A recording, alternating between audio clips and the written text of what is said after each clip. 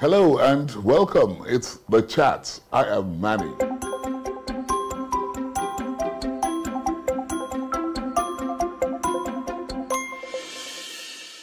Now listen, if I said Pa Lekan Animation, you'll be wondering who. But if I say Baba Ani, you will know who my guest on the program is this week.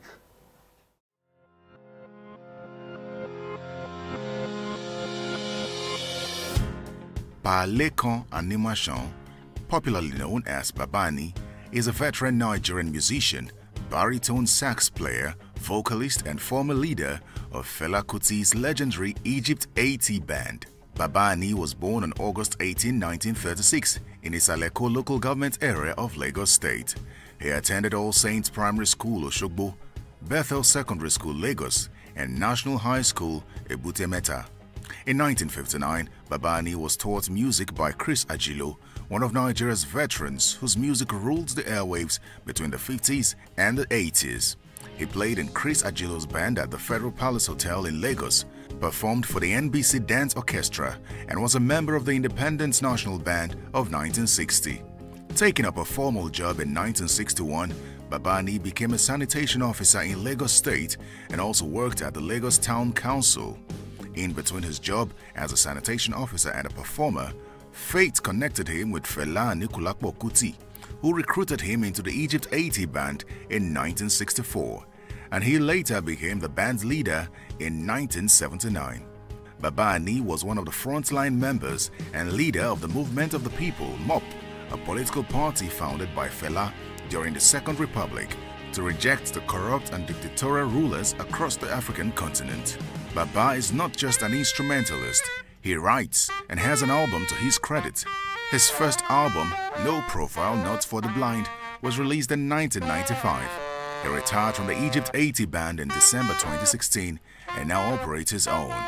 Baba Ani is married with children.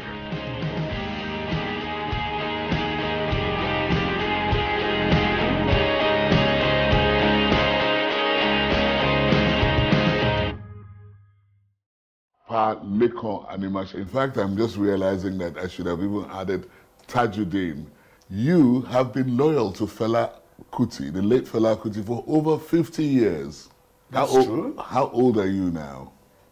I'm 83 plus. Well, you resigned or you retired from the Egypt 80 band. What was it last year? No, 2016. 2016. December 2016. When your body could not take it anymore, or what? Well, I just, you know, there is this English saying that leave the stage when the ovation is loudest. Wow. So I wanted to give the younger elements in the band some chance. And how does it feel 50 years after? Well, I'm cool. I'm okay. I'm waxing strong. I'm alive. I have the strength. I will continue. But I know that you have just one album to your credit, is it? That is true. Sherere. Sherere. And the flip side the other is one, Low Profile. Low Profile. You know, taking it from the start now, where did you grow up? On the Lagos Island. Are you a Lagosian? I am. True. My father, my mother, they were all Lagosians.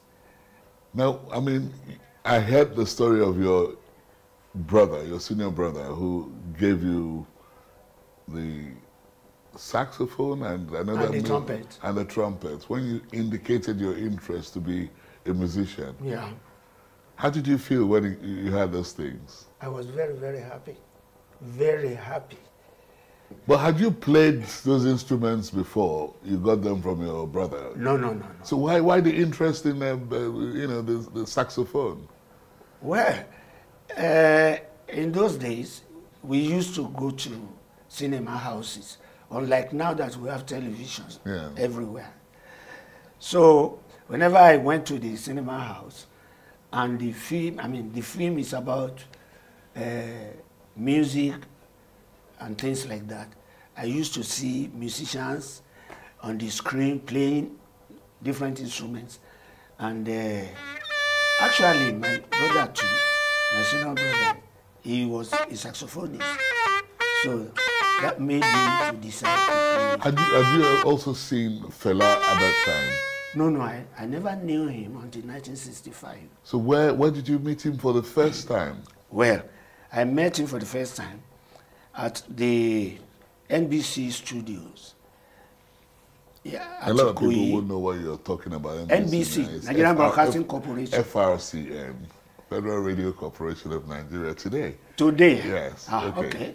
But then NBC, yes, Nigerian Broadcasting Corporation. I'm not saying you're wrong. Go on. So I was a member of the defunct NBC Dance Orchestra, being directed by late Pa Fela Showande.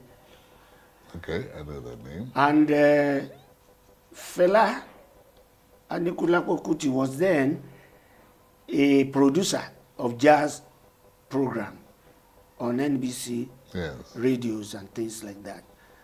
Benson Idonije was also there because he was a friend to Fela.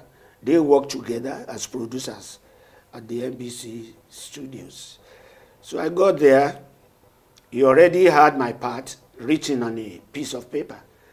He gave it to me. I set up my equipment, and I went through it with my horn. And then he tapped Benson Idonije. He said, "I'll take him." That was how we started together in January 1965. Wow. Looking back from January 1965, you know, that must be how many years now? I worked with him for 32 years. Well, you know. And I worked with his youngest son, Sheung, another 19 years, making 51 in all. What happened? Why didn't you work with Femi? You just mentioned him and Sheung. You didn't work with Femi. I don't want to go into Femi. No, you're not going into. Just asking a question. Did you not work with Femi? Why? Well, because Sheung was very young. Yeah. And he was tiring occasionally before the death of his father. Sometimes Fela will come to the club, and before climbing the stage, he will ask me, "Babani, has Sheung performed?" If I say no, he will say, "Let him sing a song." So he was encouraging Sheung. He was very encouraging.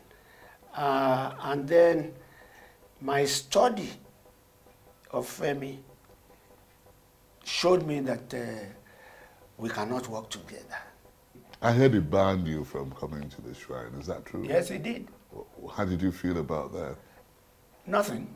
Did you have any dispute with Fela in those 50 years? Did you have reasons to disagree with him? Oh, yes. There was a time he had some money, and that was the first time he got some big money as at that time. And then he bought a car for his friend, J.K. Brahma. He bought a car for his girlfriend, the mother of one of his children, Kunle. And he bought a car for Femi's mother. And they didn't buy for you? Not for me alone, for some members of the band who are hardworking. But most especially you. You want, is that why you had a quarrel? That dispute was not a singular dispute between myself and it was Fela. like... It was, what do I call it? A dispute between Fela and the whole band. Did that lead to the break up of the band at the time? Oh, yes. Yes. So it was because he had money and he bought cars for his wife and girlfriends, and you guys decided to pack up with him? Yes. How did you resolve it? Well, his mother came down from Abeokuta. Here was a woman as old as my mother. Okay, let me go and see her. So I went, and the mama talked to us, and that was the end of the dispute. Okay, but did you feel well paid as a member of the band? We were not feeling well paid. Okay, and you became at some points the leader of the band leader of Fela. Yeah. he appointed you, or you know the band chose you, or what? What happened was that Tony Allen, you know, Fela, he released an album for Tunde Williams, the trumpeter, at a point. He released an album for Tony Allen. When I say release for, these songs were written, composed, arranged by those people I have been mentioned. Really? Okay. Tony Allen wanted to release another album, and Fela was not ready to back him up. So Tony Allen privately got some musicians and went into the studio for recording the second album. In fact, he invited me too. During the recording session, he first sent a guy that was living with him to come and see us in the studio. Then he later came, and that led to the disbanding of the group. So when he called the band members together to announce that he was disbanding the band, that whoever wanted to join the band, whoever had the interest, should apply in writing. Then he called me with his arm around my shoulder and said, "Baba Ani, from today, you are the leader of the band." While you were, being loyal with Fela for over 50 years, you had a second job you were doing. Oh, yes. How did you cope? Well, that was actually your first job. Yes. Okay. I joined the service in 1961. I joined Fela in 65. Yes, so that was your first job. What was this job? An environmental health officer. They call us in Yoruba, Wule Wule. Really? Mm-hmm. So, well, government job is in the daytime. Band's job, always in the night. So that was how I could cope. I went to my office in the daytime. After closing, had some rest. And in the night, if it was a day of show, I would go to my show. Not only that, as somebody still in service, it was responsible for me flying to Ghana every evening after closing from office of Friday. Every Friday evening, I will be flown to Accra to perform Friday night, Saturday night, Sunday jump. And Monday morning, early in the morning, he will pay my flight again back to Lagos so that I didn't lose my job. Now, the question is, couldn't he get somebody else to replace me? But he didn't do that. He was, spending his money to keep me on his job and to make sure I didn't lose my official job. So how would you describe him for such behavior? I would say he was a merciful man. Merciful man. Now, not many people can do that. If you want to go. I'll take another person. There's one thing I know also about Fela. Then the third thing, when we started this band, we were playing singing socializing songs. Social music. Ayawani, yeah. Eshelofe, Ojotoshu, and things like that. But when we went to the first American tour in 1969, by the time we came back, he became a revolutionary. And there was a lot of changes in his song. He became revolutionary, singing songs to open the eyes, the minds of the people to things happening around us, so that we can think and act for our betterment. Pick a question and read the question. Yep. What is the one thing that you miss in your life today? Well, I will say I miss my mother. Why? Why? Because... Not your father, your mother. Yes. The point is that my father died even before I entered the primary school. So you didn't know him a lot? Yeah, I can remember the face, but I was too young to know him well. So the duty of raising me up became that of my auntie, junior sister of my father, and my mother. Okay. Then I already bought the land on which this house is standing. And my mother's prayer always would be, Adio, that I will build a house in a lifetime. But she died before I completed the house. Apart from your elder brother, you know, the late one, do you have any other siblings who's alive? Well, I have 2 sisters. You know, before them, there were 2 brothers. We were of the same father, but both of them are late now. No, 3. Razak, Bilamin, Kola. The 3 of them are late. But presently, I have my half-sister, Alaja Rafiat Williams, and I have Alaja Taibat Ogunwolu. She's based in London. She's in London presently. And how with many? Some of her children. And how many wives do you have?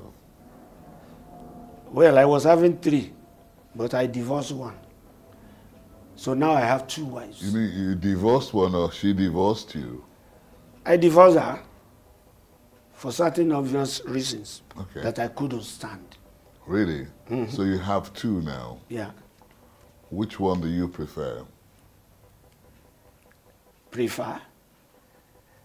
I prefer both of them. Oh, okay. You like both of them? I like both of them. I love them.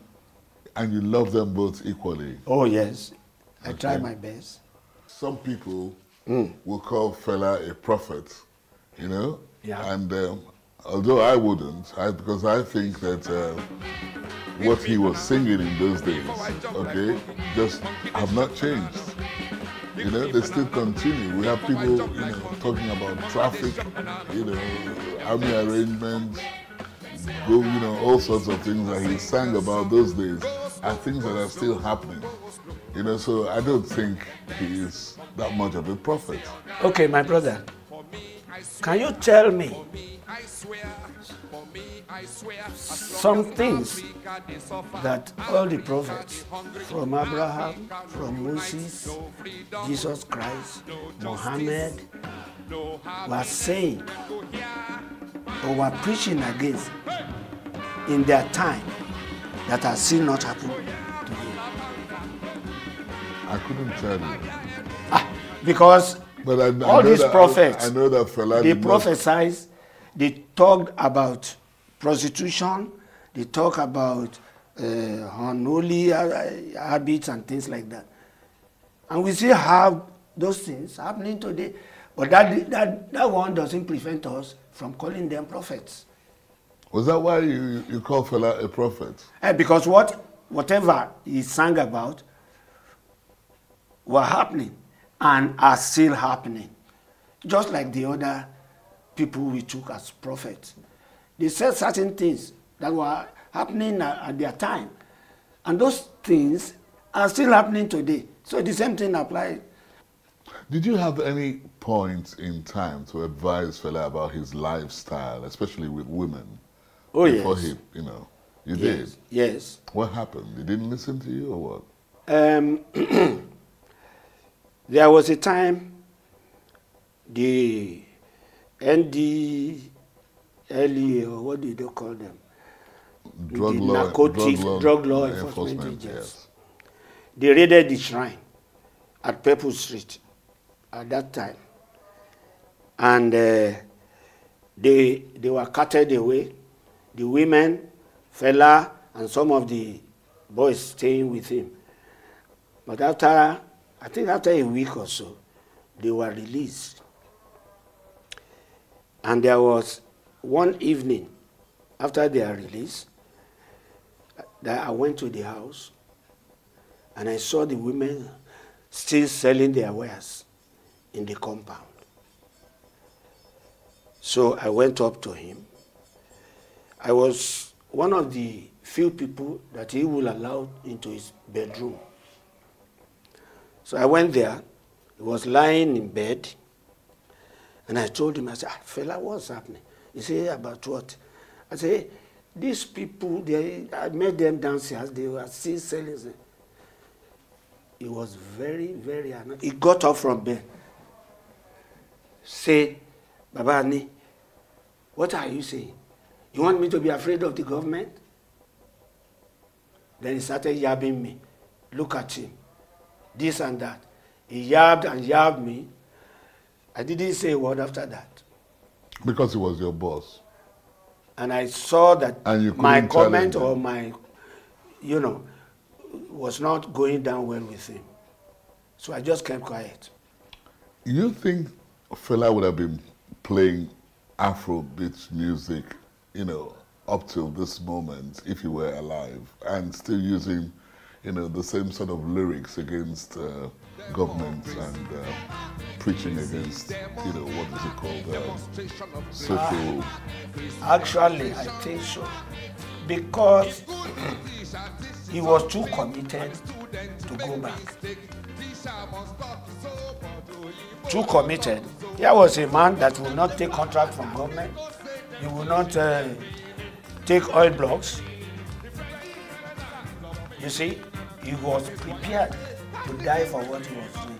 And you were prepared to stay with Fela? Oh yes, if he had been alive? Because there was never a prophet without disciples. I consider myself one of his disciples.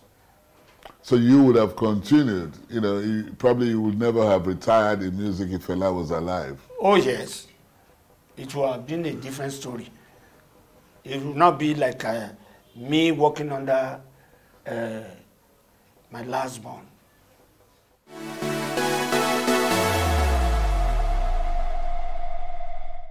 So 5 items that you take along with you to the mountaintop for 10 days. For 10 days, I will take my musical instrument. 1. I will like to take my junior wife. You're not allowed to take any human being there. Okay. Are you that active?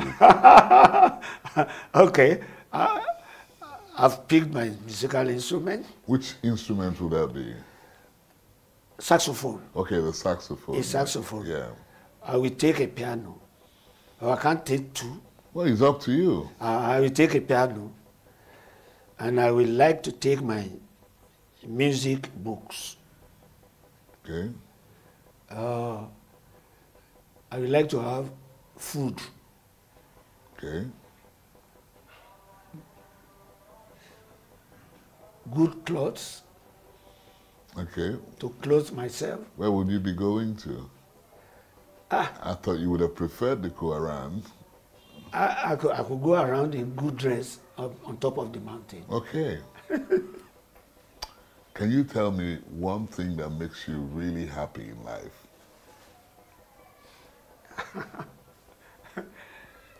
Music. Music? Yeah. Okay.